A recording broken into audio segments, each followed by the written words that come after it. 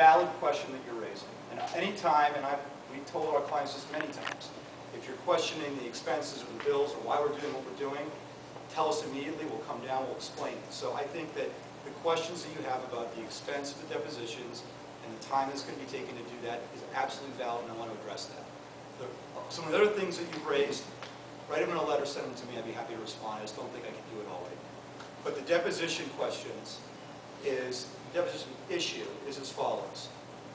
When you're in a lawsuit, again, the goal is to get for your clients what they want.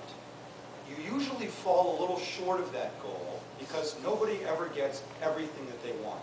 But the only time people negotiate, in my experience, is when it becomes a little bit expensive, a little bit stressful, a little bit sensitive, and that interesting pressure cooker causes people to say, I don't want any part of this, let's settle. So for you to write a letter to them and they write one back to you, if you can accomplish a resolution by doing that, then by all means I suggest that you try. No. But without, because the thing is, if we're unable to reach an accommodation by talking through lawyers and through the commissioners and everything else, then what are we left with?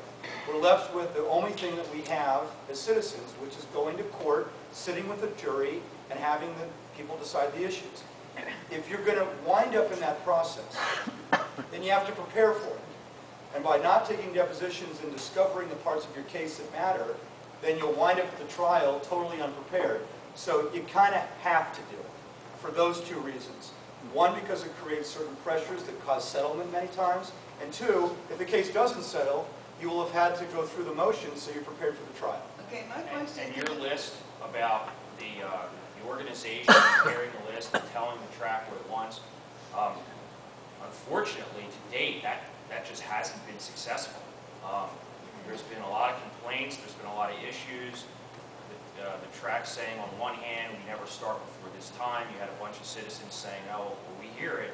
So, I mean, we're going to have to get to the bottom of those types of things. And if creating a list, a wish list, so to speak, and handing it in a nice little envelope with a bow on it. Let me ask him something. Can I come to the racetrack by 7 o'clock?